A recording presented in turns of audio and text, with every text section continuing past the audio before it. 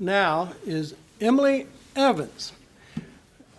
Donovan Rickham, again, is the head of an organization called Place Economics.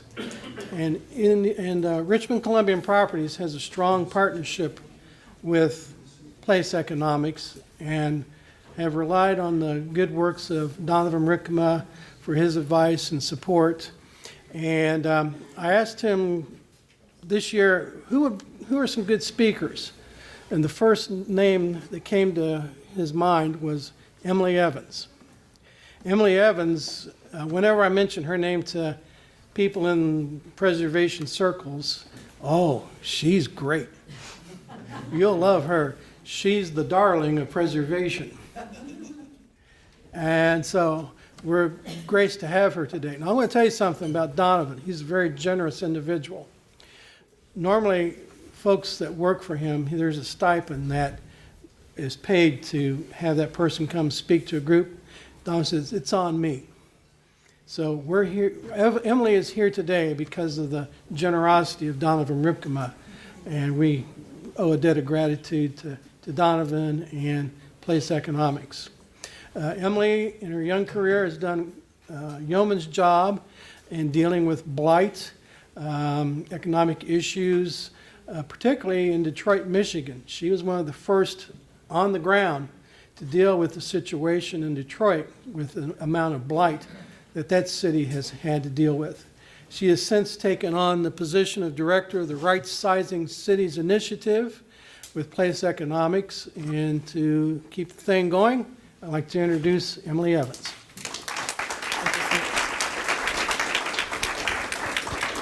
Hi, thank you. Can you hear me okay? I tend to speak very loudly, so if it gets to be even too loud, just let me know. I'll dial it back. So again, thank you for having me here. My name is Emilie Evans. Thank you, Matt. It's really been a pleasure to meet you over the last few hours and get to know you. I am currently the director of the Right Sizing Cities Initiative with Place Economics.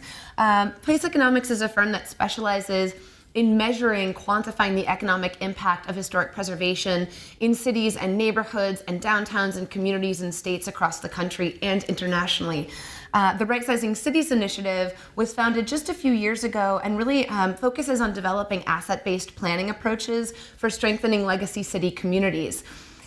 If, by the way, in my talk, I'm going to define a few terms in a few minutes, but if along the way I say something that maybe you're like, I don't know what that is, I am not opposed to you just asking for quick clarification about a term I heard when the senator was talking about land banks.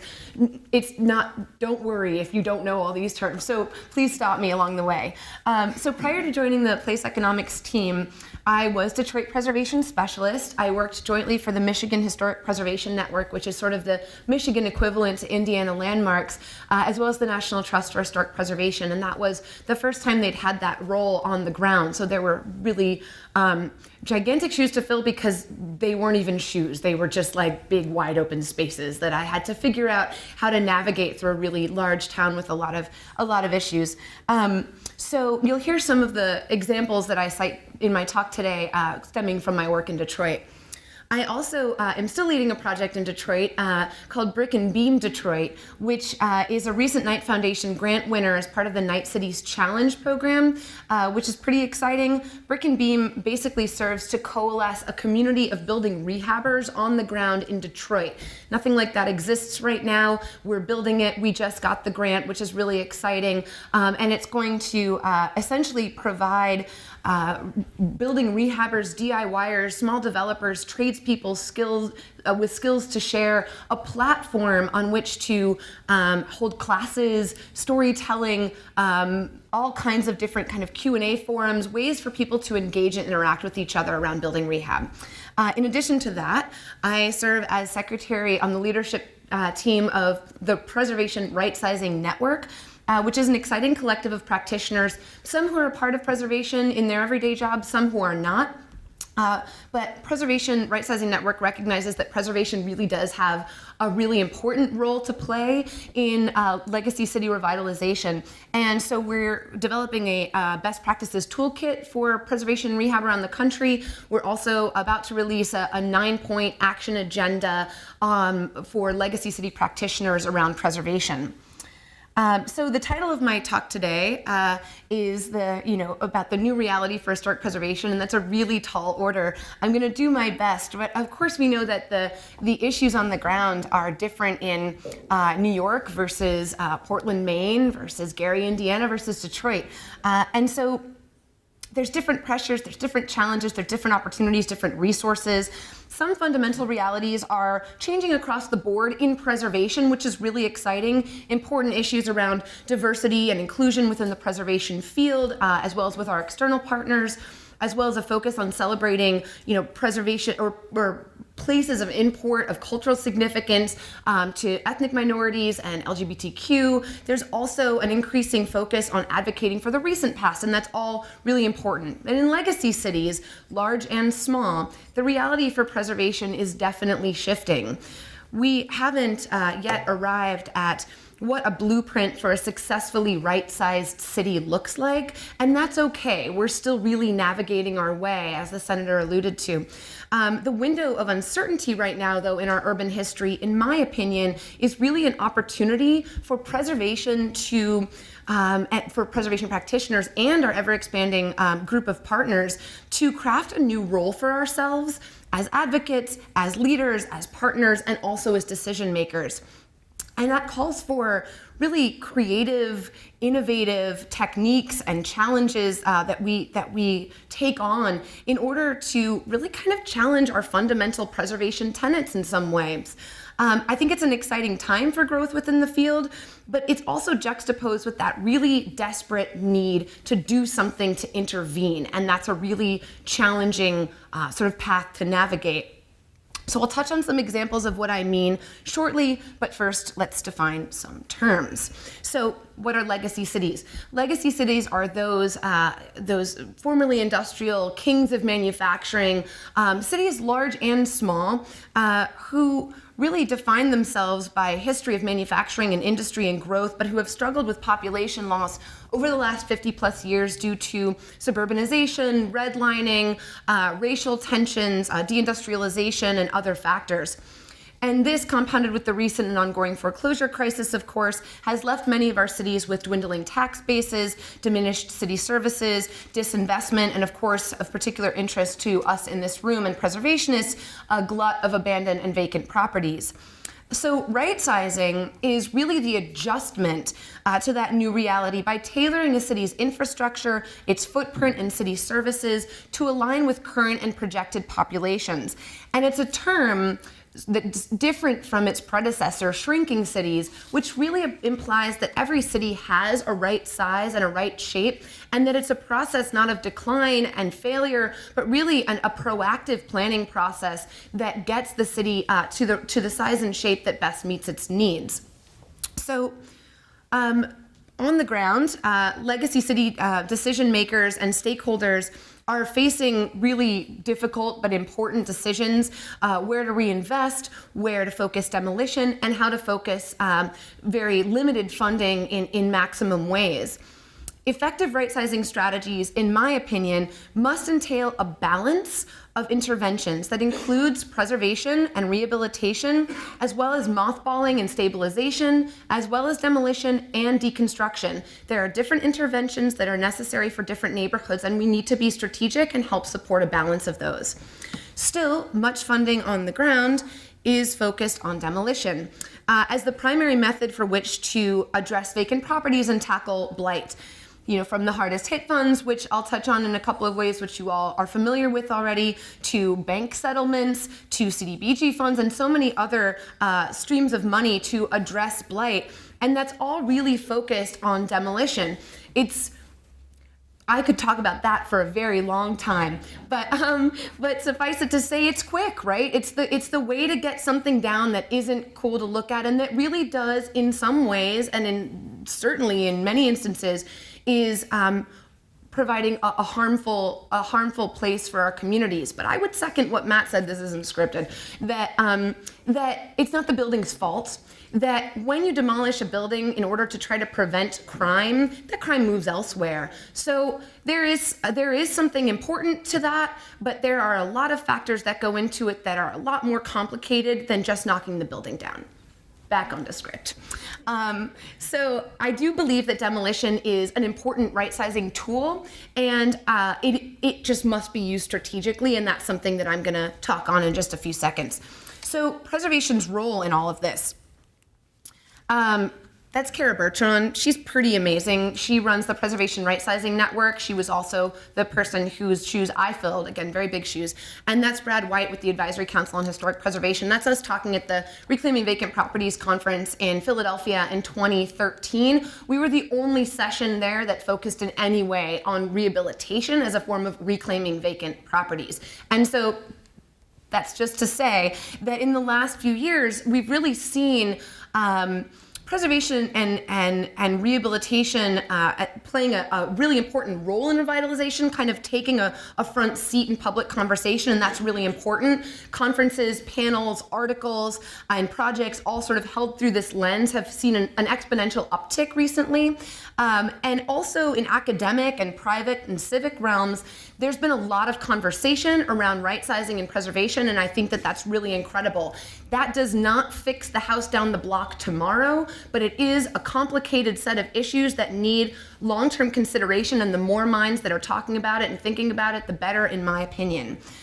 Increasingly, in particular in legacy cities, preservation is really moving beyond talking about our field's role only in terms of historic districts and designation. And I think that that's important. It's not a new idea, but it's something that bears repeating. Historic designations at the local and national register levels have a very important role to play. That is underscored. Oversight of local historic districts protects the qualities of the neighborhoods that really are the reasons that they are so strong. So that's what local oversight and protection can mean. It's probably not a surprise to many people in this room that across legacy cities, local historic districts in particular have fared much better through foreclosures and demolition data than even the streets immediately adjacent to them. When you think about where people are moving back to in cities, certainly this is true in Detroit, it's a lot of the historic districts. So historic preservation in a traditional sense has a very important role to play. But why buildings and landscapes matter to people and place and community, that's this ethos of preservation that really exists on a continuum, and rather than sort of one place in time, and is embodied in the languages of other professions and other personal histories. And that's something that I'm going to kind of touch on. So preservationists are not the only ones who care about vacant storefronts and neglected homes, and we know that. But sometimes our own language around preservation can actually trip us up and kind of cause a chasm between us and community stakeholders who at the bottom, at the end of the day, really want the same things sometimes, but we're labeled as elitists and we're written off. So the lens and criteria through which preservation traditionally assesses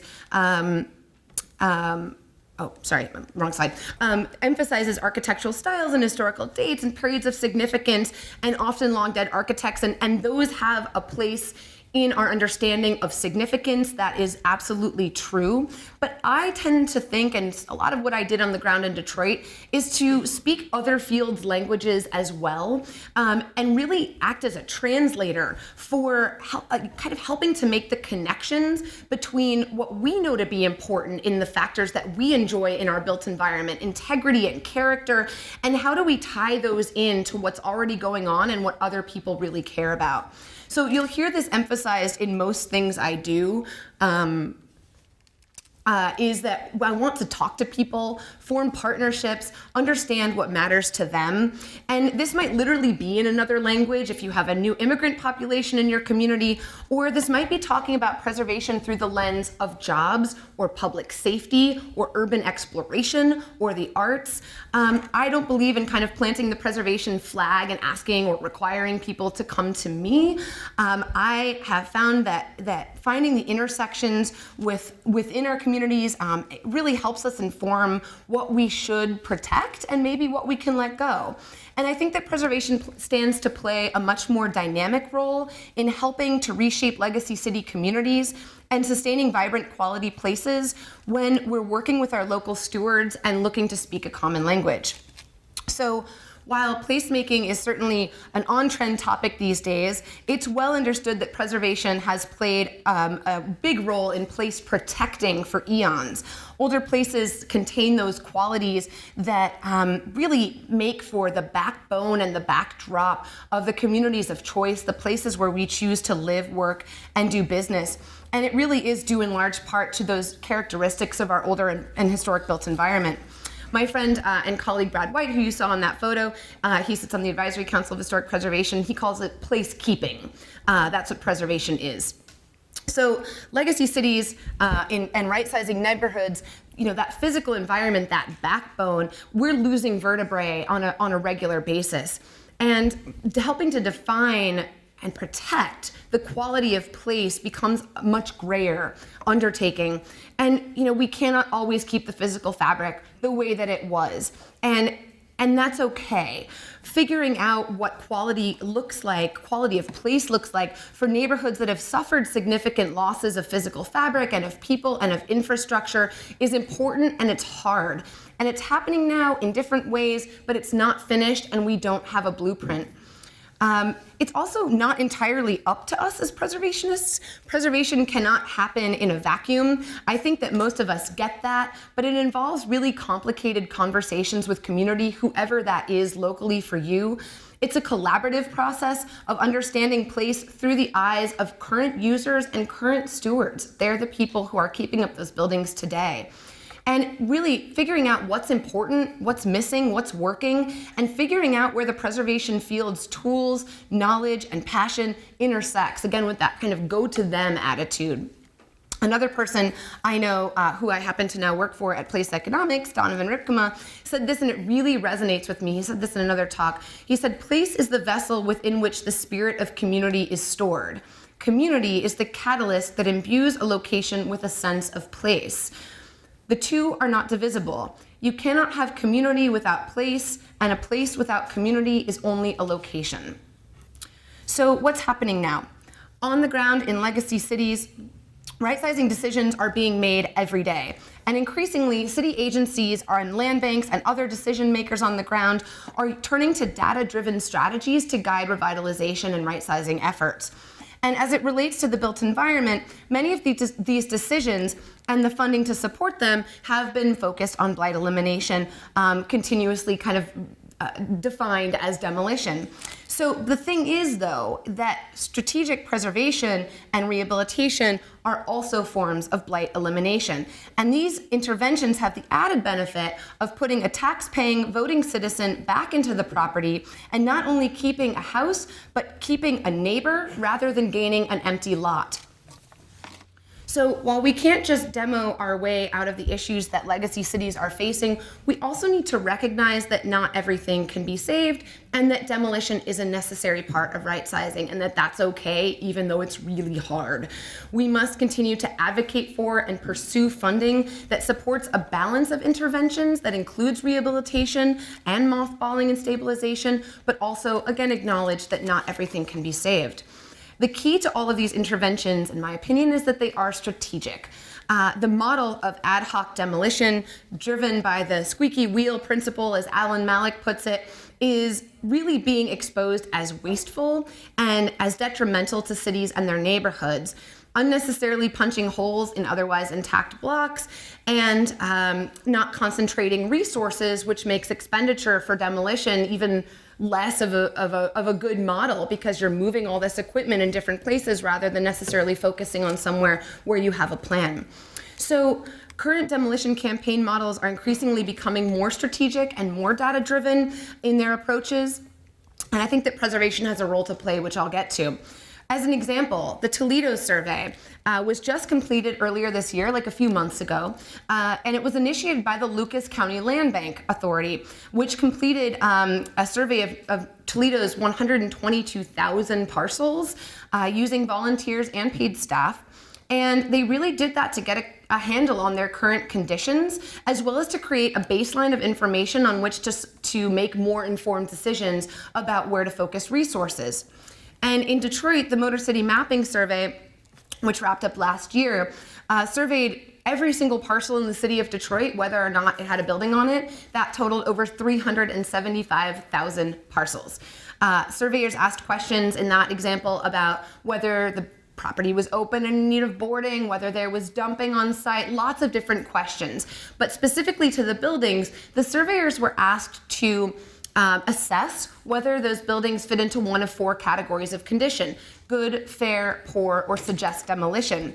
I could also talk about that for a long time, but suffice it to say that a lot of those folks, while trained, did not have a background in preservation or architecture or engineering. And so I think that's important to note because these conditions are informing where demolition is taking place. And so that will actually feed into, note that, because that'll feed into a project that I cite in just a couple of minutes. So sometimes, preservation is involved, as again, I'll touch on in a minute, in Detroit, but more often we see preservation's role relegated to being regulatory, triggering, when Section 106 is triggered with federal funding. Does Section 106 make sense to people? Okay, so Section 106, very, very quickly, essentially when federal funding is used, say for a highway expansion, and perhaps it threatens a property that is either eligible or listed on the National Register of Historic Places, there's a process by which those potentially adverse effects are mitigated that can look in multiple different ways. So we often see preservation's role as kind of being triggered sort of down the line when a development project is already underway and maybe we haven't been involved from the beginning, or if it's to review a potentially a property that's up for demolition in a local historic district. And so it's often reactionary, right, rather than being a more proactive role. So what can we do about that? That's that guy. Collect data. So not just collect data, but help our colleagues at the city level, at planning agencies, land banks, make sense of that data and use it in strategic ways. And also understand why it matters. So preservation can and should be at the demolition decision-making table, helping to guide blight mitigation money where it makes sense, but we really need to put ourselves there, and I think data collection efforts is one way to do that. So how do we kind of get that done? Surveys, but not just your traditional surveys with kind of a paper and pen walking around thinking about very important National Register criteria, but that sometimes has a more limited scope when we could actually sometimes use the basis of our understanding of significance and kind of translate some of those questions into usable questions that result in usable data points that are easily transferred and translated for land banks and planners and folks who don't necessarily understand things like integrity and character and why that should matter to them. It should matter. It does matter. But how can we be the translators and help them understand and interpret that data? So, efficient data collection using their tech-savvy formats out there that are happening, which is really exciting, and that really does provide a sort of a seamless transition into other data sets that maybe your city or your county is collecting. So to know kind of what questions to ask, we have to think about how the qualities of buildings that we celebrate in preservation intersect with and inform where demolition makes sense and where it doesn't. So do we focus on architectural integrity and character? Do we look at density and intactness of the blocks? Or are we looking at where residents are telling us that places are important to them? So in your own communities, what does strategic look like? Are preservation and demolition resources better spent on one, vacant, maybe architecturally interesting building on one block, or on a vacant but maybe less character-rich building in the middle of an otherwise intact blocks? And so, thinking about, we were driving around Richmond a little bit this morning, and when there's a vacant house in between 2 occupied houses, oftentimes I've seen in my limited work that the demolition funds are focused on that house because you don't want the 2 occupied homes on either side to vacate because they live next to a vacant house. In my opinion, that's a perfectly great candidate for rehab because they've got neighbors, they've got block intactness. People don't necessarily want to live in a vacant house. Maybe there are some that do, and there are some that don't. So what I'm saying here is really to, skipping ahead, is to build on our foundation of assessing significance and really moving forward with thinking about the qualities of the buildings and their environments that are most important and also most relevant across fields, and helping our partners understand those data points and why they matter, as well as connecting those data points to initiatives that are already happening in your communities. And then really collecting that data in a way that's easily integrated into other slides. So, so the Detroit Historic Resource Survey. In 2014, while I was working with the Michigan Historic Preservation Network and the National Trust, we initiated something called the Detroit Historic Resource Survey, which took a traditional survey model, but really adapted it to fit a pressing and pretty urgent need in Detroit. So the Detroit Historic Resource Survey assessed nearly 18,000 parcels in just 2 weeks. We used smartphones and volunteers, and we did that to help inform our Detroit Land Bank Authority make strategic demolition decisions using our allocation of hardest hit funds. So Michigan in our first round got $100 million, Detroit got $52 million of that $100 million, so we got the lion's share, right? There was no Section 106 review attached to hardest hit funds, so that means there was no safety net, in other words, for catching historic properties that might be adversely affected by demolition. So what we did was we went to the Motor City Mapping folks, who was Loveland Technologies, Detroit, DataDriven Detroit, and the Detroit Blight Task Force. And we went to them and we said, look, I think it might actually help you in your decision making if you were to add this other layer. It's just a layer. You can take it, you can leave it, but let us help provide that for you and help that lead to informed strategic decision making. So we made these really awesome partnerships, and we also got buy-in from them before we did the project, and I think that that's really key, is making sure that the things that you're doing in the field are already tied into something that's going on, so that you're coming to them and being like, let's fortify what's already going on with this preservation background and layer. So we simplified the survey format, just 3 primary questions in the field about architectural integrity, block intactness, and neighborhood character. And then we aggregated those responses into something we called an HP score. And the HP score, very important, less important, not historic. And the point of that was to provide this very clear, you can criticize me all day long for being oversimplified, I totally get it. But the point was that to make it really easily integrated into what was already going on with the land bank, who was already doing all this Motor City mapping. It was too busy, they didn't have time for us. How do we make it something really simple and straightforward? So the data is currently in the hands of the Detroit Land Bank Authority now, and it is helping to make strategic demolition decisions. And we have followed up with them, and I'd be happy to talk more about that with you on another, or later on.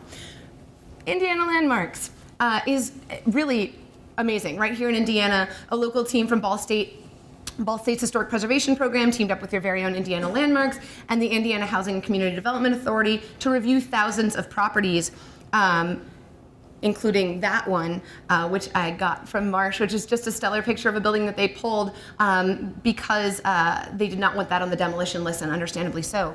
And so it really is putting preservation at the decision-making table rather than being necessarily reactive to it.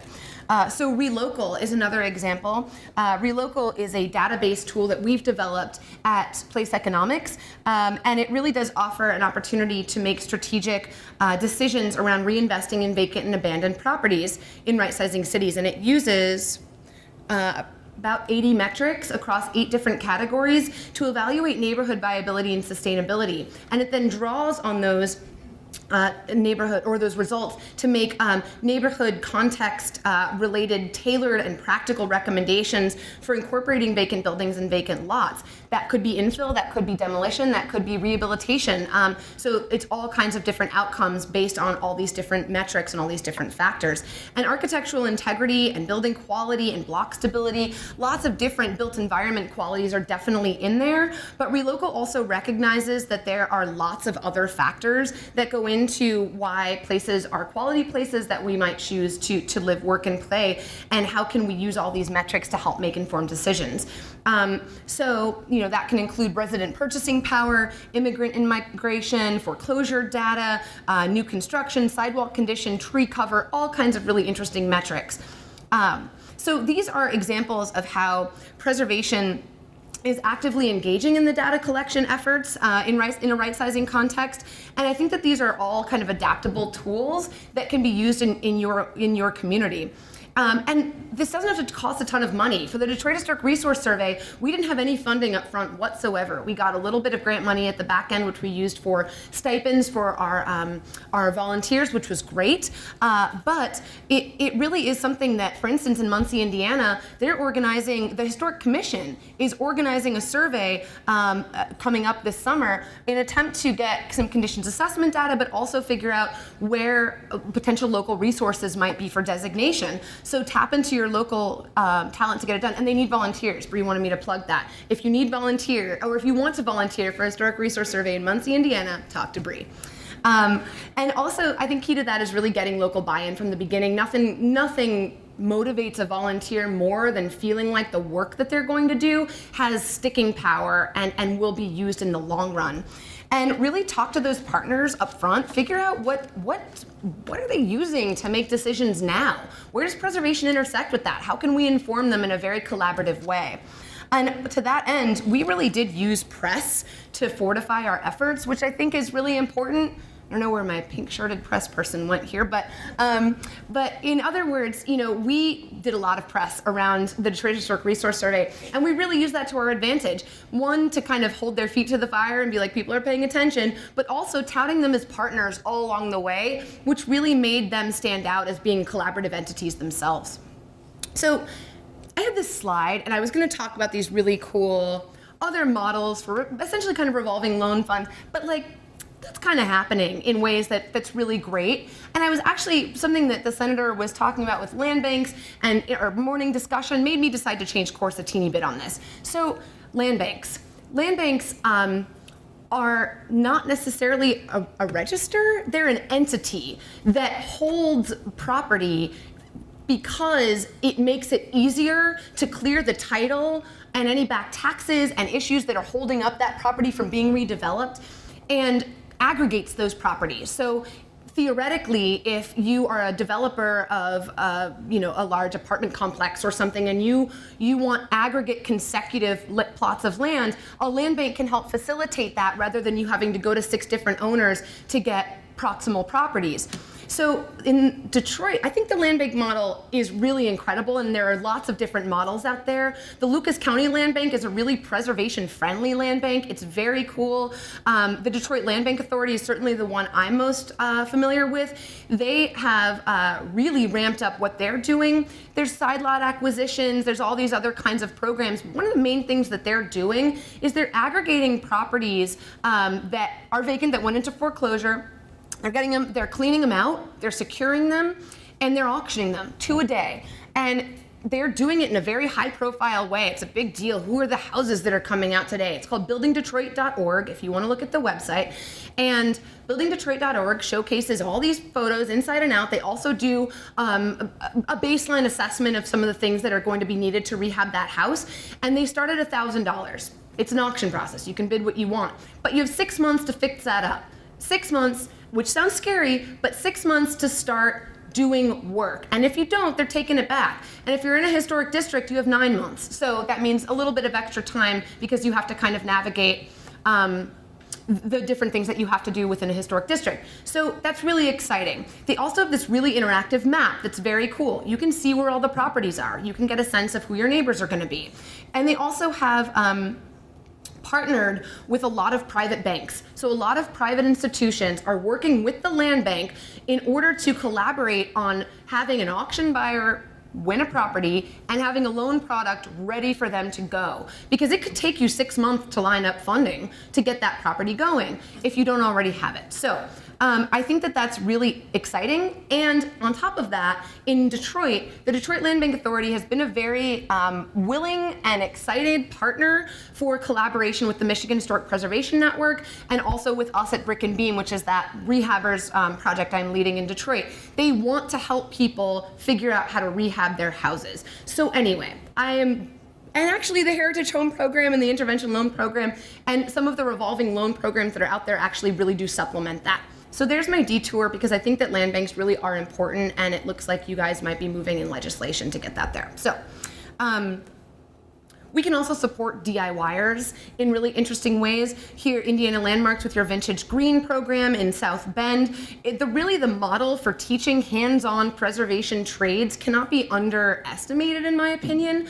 Getting the skilled tradespeople who are here in your communities, engaged with people who want to rehab houses. When you're taking a house and you're teaching folks in a real way how to rehab a house on site, and then that house is also getting rehabbed, and then that house also serves as a broader community icon for what rehab can look like. I think that's really important. The Land Bank, the Detroit Land Bank Authority is also doing kind of a lab house with one of our vacant houses. So really showing how you can bring vacant properties back online in that way.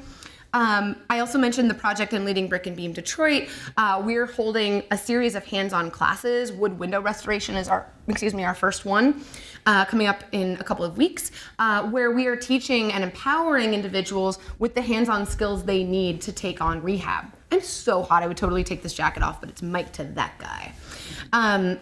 Anyway, so places are made up of lots of different pieces that intersect with many different fields. Buildings and their materials and their character are all major part of why a place kind of feels a certain way. And sometimes it's a streetscape, sometimes a streetscape is a cornerstone, sometimes it's a backdrop. But to expand our partnerships, I think is really important in the preservation field. And I always ask myself, who's curating this place right now? Is there a historic walking tour? Is there an elderly population that has really interesting stories to share? Is there an urban explorer taking photos of vacant buildings? And how can we partner with and harness their interest and their passion and their expertise? So, for example, Powerhouse Productions in Detroit, Michigan. This is an arts organization that has about 6 houses in a somewhat nondescript neighborhood. These are certainly not designated historic properties. Through traditional lens, they'd probably not even be considered historic necessarily. But they are rehabbing these houses, and they're doing it in very non-traditional ways via artist residencies. So there's no Secretary of Interior standards here. Obviously, they're painting them crazy colors. But they are keeping these buildings standing. They're keeping them free from drug dealers and arsonists, and that to me is preservation. They're contributing to the density and fabric of the neighborhood. So I invited their executive director to come speak at the Michigan Historic Preservation Network's annual conference on non-traditional forms of preservation, and she was a huge hit. And then I recommended her to Columbia University, held a conference called the Accidental Preservationist. She was a huge hit. So the point is that there's a community of people out there who are ready to support what she's doing, and she had no way, she never called herself a preservationist. She never thought of herself as being a part of our community, and I think that it's really important that she does. And she now turns to us, actually, or Michigan Historic Preservation Network, for assistance. Another example is the Vacant Home Tour in Wilkinsburg, Pennsylvania. I don't know if anyone's heard of this. It's a group of Carnegie Mellon students who essentially developed a project called the Vacant Home Tour, which showcased abandoned and vacant properties in town and led participants on a tour through narratives of the building, of their owners, of the people that worked there or who cared for the building. And their goal was to, quote, reframe the problem of what we call blight, stating a need to change the perceived value of these properties, which is currently defined as problematic and blighted, to valuable and desirable. They ask, can blight be bright and can vacant be vibrant? And these are smart, passionate people who do not have a background in preservation, and they don't even consider themselves preservationists, and I know because I sought them out and I asked them. And they're really interesting people, and they're talking about history and neighborhoods and buildings, but they're not calling it preservation in any way. To me, these are our potential partners. Their goal was to help get some of these properties identified as being unique and interesting through the stories and narratives of the people that lived there. And I think they had like 5,000 people. I mean, it was crazy. They held it on one day, just throngs of people from the region came out in order to walk around this kind of self-guided tour. And I'm probably over my time, I'm sorry, I'm almost done. But I think it's a really interesting model, and it's like, is that preservation? To me, it's preservation. Yeah, I think that's really interesting. So anyway, last sort of partner in that way, Design Rebuild is a project out of Cleveland Urban Design Collaborative. And they essentially partnered with the architectural and environmental design groups, and they got this house in St. Clair neighborhood, and they designed a curriculum around teaching students about low-cost, high-impact interventions for vacant properties, and the goal was to create market value for abandoned properties. And so earlier this year, they got a grant from the Ohio History Connection, which is going to allow them to write a very user-friendly how-to guide for rehabilitation, which is pretty cool. They're very designy. I'm sure it's going to look pretty, and so I think that's really an interesting thing that's happening. So those are my kind of 3 examples of like kind of cool things that I thought I wanted to share. So in conclusion, and then I actually have a quick video that I think might help round things out. So historic preservation is changing. The field's composition is changing. The recent and diverse histories we're celebrating through our buildings are changing. The configuration of our legacy city neighborhoods is changing to allow for different densities and choices and amenities. And at the same time, we're losing buildings. We're losing them because we've lost population and jobs, and we're struggling to get our balance back. We're also losing them because cities and towns' demolition funding far outweighs the funding to support rehab, preservation, mothballing, or any number of other critical interventions that we need. And we're also losing buildings to scrapping and arson because we can't adequately secure our buildings and because we cannot adequately hold scrappers responsible. I don't know what your scrapping legislation is here in Indiana. I don't think anyone feels like theirs is strong enough. So the new reality for preservation, I am definitely optimistic. I am an optimistic person, but I am really optimistic.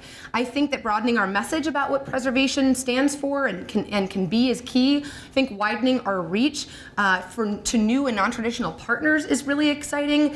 And I think being really bold and brave and daring in the projects that we initiate and partner on is really important. We don't have a blueprint for what a successfully right-sized city looks like, but you know, the sort of this challenging kind of complex time is an opportunity to demonstrate that we can be proactive partners and innovative thinkers and a powerful force to help guide the revitalization of our cities rather than just respond to it. So on this note, I would like to conclude by showing you a video that the Michigan Historic Preservation produced last year, and I apologize to anyone who's seen it already, but it really shows individuals and entrepreneurs who care about the built environment, who are taking rehab into their own hands because they see vacant buildings as opportunities, and it is called Vacant Not Blighted.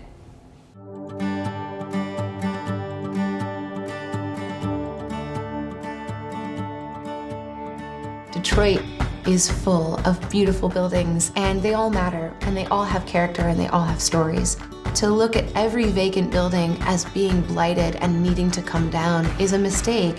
Vacant buildings are opportunities. The argument about blight is that if you have one house on your block that's vacant, that can have a domino effect. It's difficult to look past boarded up windows or missing windows, but it's important to shift the perspective of what a building can mean. We see people from all walks of life and from all experience levels who are rehabbing homes in Detroit or buildings in Detroit. I see people who are just like me, who have no experience, who say, I'm gonna try it. I'm gonna see what I can do. They're putting the sweat equity in because the place matters.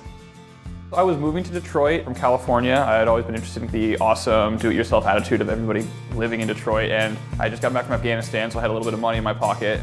Luckily, there's like 3 other crazy young guys who are interested in kind of restoring a house. We've been doing a lot of different manual labor activities, mostly demolition. I mean, a lot of tearing out old plaster walls. We just rebuilt our porch roof last weekend, and over the course of 2 weeks, worked with our contractor to actually rebuild the roof ourselves with him, which was the most exciting thing I've ever done. I never thought I'd be so happy to sit on a roof for 6 hours in 25-degree weather. Now it actually is starting to look like a house. That's something that I did, and that'll be there for hopefully 100 years. People in the city are interested in reinvesting in those older buildings because there's a connection there to our past, to our heritage. One of my favorite things about Detroit is that we have all these unique older buildings that really give it a unique character. You get to see the path of U.S. history coming through, the architectural changes that happen over time. Oftentimes people have some shared history or memory of a building. Like this building, for example, it's really been a mutual investment with the current owner of the building. I always envisioned myself as being one that would help revitalize the neighborhood. Practice Space is a number of things all at once. We have architects, developers, designers. We really seek to be a resource for entrepreneurs who are looking to inject old spaces with new ideas. It would have costed us a lot of money to try to beat back the garage in this garage, put up drywall everywhere. We had to be living the story that we're trying to help people create for themselves. I think it allows us to relate to other people who are doing the same work. I know what it's like to start from scratch with a building or with a project, and as far as what they're doing in here, I think it gives hope. I think one of the cool things about rehab is the fact that it really helped bring communities back. It's almost like a time machine. You're like driving down the road exactly like it was in 1914. I could take you and show you buildings that have been refurbished, and they're much nicer than seeing a vacant field. Wood flooring they have, crown molding, all the wonderful things, and we're tearing it down. I don't see that as progress. Preservation is a very immediate and tangible and hands-on way to play a part in Detroit's history. And I think that as people start coming back to the city, they're going to realize that this is a really, really unique and cool place to live. Communities are made up of people and parks and all kinds of pieces that go together. Buildings are a part of that. Every building can matter.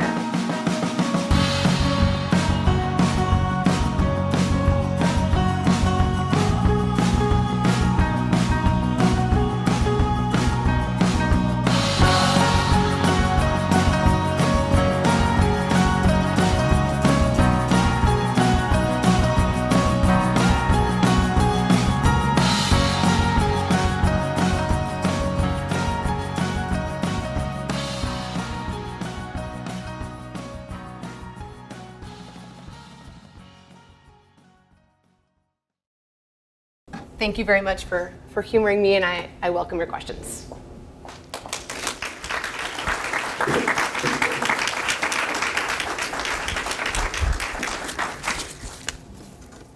Margot. I'm very intrigued by that vacant building tour.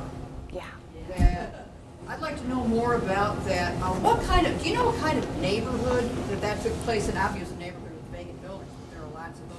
I'd love to know what the people who live there and occupy buildings think of it. Do they think these people trooping through their neighborhood are like an occupying army, or what's it? Yeah, that's a great question. So I talked at length with the organizers. The main gentleman is a man named Ken Chu. What's that? Oh, I'm so sorry. The question was about the vacant home tour, and were the people in the neighborhood who lived there engaged in some way? And the answer is yes. So what this group of Carnegie Mellon students did was actually went to the neighbors to ask them for histories as well as photos, if they had them, of the buildings that they picked. I think 5 buildings, something like that, that were on this tour, maybe more, maybe 7. And so they asked all of the neighbors. The neighbors were the ones that compiled a lot of the history. So, and they just did it into a narrative format. So it really was very collaborative with the current residents. Any other questions or thoughts? Yes, ma'am. A strategic building that's privately owned, the owner doesn't do anything with, what's the best course of action? So an absentee landlord is what you're referring to, or? Elderly landlord, single landlord, widowed landlord. Who live in the building or who don't? Lives in the building, doesn't want to give the property up, or just make it. Sure. Yeah. Well, that's the $1 million question, isn't it? So I think that I don't know the answer, but I have found in my work, and I imagine Marsh Davis and many other folks here who have been in the field a lot longer than I can answer those questions, but I have found that there's all different kind of reasonings for why people, a lot of times there's a lot of elderly property owners in Detroit as well who just don't have the funding. They're on fixed incomes. They don't have the money to reinvest in what is maybe a building or property that's bigger than what they need and is costly to cool and heat. There's a lot of issues that go into that. And we have found that actually supporting those property owners almost in like a flash mob kind of style has worked before. If you have a bunch of volunteers in your community that are like, I know how to do this and that when it comes to skills, hands-on trade skills, work with that property owner to descend on their property and maybe help them do the work that they need. If it's painting their siding, if it's fixing their porch, that's just an idea. But when it comes to absentee landlords, something that we're testing in Detroit is nuisance abatement. I don't know if that's active here, but nuisance abatement can be very effective. It can also, essentially, there's the downside, which is that it can cite property owners for not keeping up their properties when the underlying issue is not that they don't want to, it's that they don't have the funding for it. So I don't know that that's actually answering your question in any way, but that's what I got. Does anyone else have thoughts on that? Marsh, do you have thoughts on that? Putting you on the spot? Well, it's dealing with difficult property owners is what we do on a regular basis. As you said, there are A bunch of reasons. There's a specific reason why it doesn't work. One of the tools, one of the more extreme tools that we use rarely is receivership. Yeah. Earlier, the court will appoint an entity to make repairs that respond to basically health code violations. The building is in an unsafe condition. Yeah. That has not proven to be economically sustainable program for at least preservations in Indiana. Yeah. It has saved some really fine buildings, but at a huge cost. We take a loss. Yeah. Yeah. Margo. Yeah, about receivership, Yeah. we have a really wonderful CDC, one of our most active urban core neighborhoods. In fact, we gave them the award 4 years ago. They have saved like 50 buildings in their neighborhood through receivership. And yeah, they have to, the way the Ohio law, it's a very good law, is written, the receiver cannot make a profit, which dovetails really nicely with the way this works because they always lose money anyway. So it works, it's true, it works out really well for them. And they have been able to turn around a lot of problem buildings that way. They sell to owner occupants. It's been very good for the neighborhood. Oh, yes. You would bring in people to help you who are outside of the neighborhood, like realtors or construction people or banks. What's your hook? What's in it for them to help you? Sure. So I haven't done a lot of that kind of sort of solicitation, kind of enticement of banks necessarily. Our land bank is very active in that, and I think that that's really, really stellar. But they actually have a lot to gain, I think. But I'm biased because I think that there's a lot of people who could really benefit from that. When it comes to actually realtors, though, we have just started working, I keep saying we, I just started Place Economics 3 months ago, and I still say we. So Michigan Historic Preservation Network has a program in a neighborhood called Jefferson Chalmers. And part of what we're doing there is helping, not necessarily for realtors, but helping with kind of a rebranding of the neighborhood, kind of a marketing strategy almost. And there's actually a really cool project called, it was also a Night Cities Challenge winner in Detroit, called Rebrand Camp, which is a project that is just getting off the ground that's basically helping to kind of rebrand neighborhoods. And I don't think it's going to go the way that like East Williamsburg in New York really means Bed-Stuy. Like, I don't think it's that kind of gentrifying idea. It's really an idea of like of kind of getting local residents involved in helping to kind of change the image of their neighborhood so that folks have a better understanding of what the neighborhood provides and why they should go there. And then my last thought on that, which may be a tangent, is that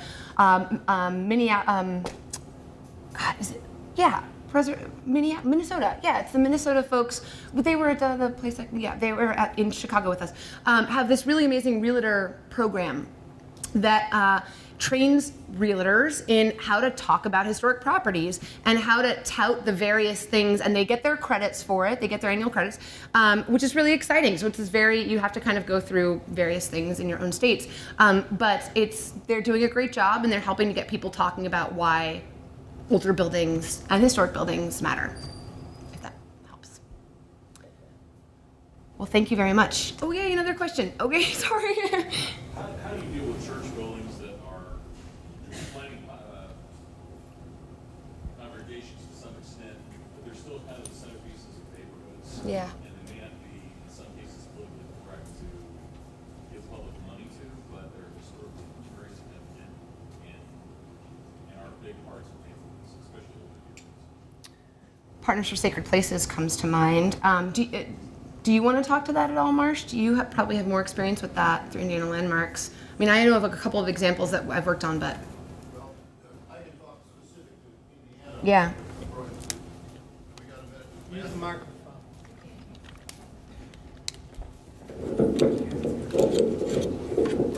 Thanks. Thank you for the opportunity to mention this. Indiana Landmarks has recently received a nice grant from the Lilly Endowment to start a religious property stewardship program. And the purpose behind this is to work with congregations who have historic properties that they need help with. This is not something that applies to all congregations around the state, and it will be by nature a somewhat limited program. Probably about 10 congregations a year for 3 years, so maybe 30 congregations we'll be working with. But I think there are some in this community I know that would be viable candidates for that. Our goal is to change the perception and the reality of historic religious properties being a burden on a congregation to being an asset, so that the congregations will learn about fundraising, capacity building, property maintenance, and just as importantly, ways to use their historic facilities as in a much more viable way as part of the community, so that it becomes a relevant, it's not just a congregation's property, but the whole community embraces it and shares in the responsibility of maintaining that asset. So it's a new program, it's just underway, stay tuned, but please understand it will be rather limited. And the nice thing about it, for those congregations that do choose to commit to the program, and it requires a commitment, there will be some grant funds at the back end for both soft and hard costs, which, as you mentioned, are very hard to come by for religious properties. I'd like to add, absolutely.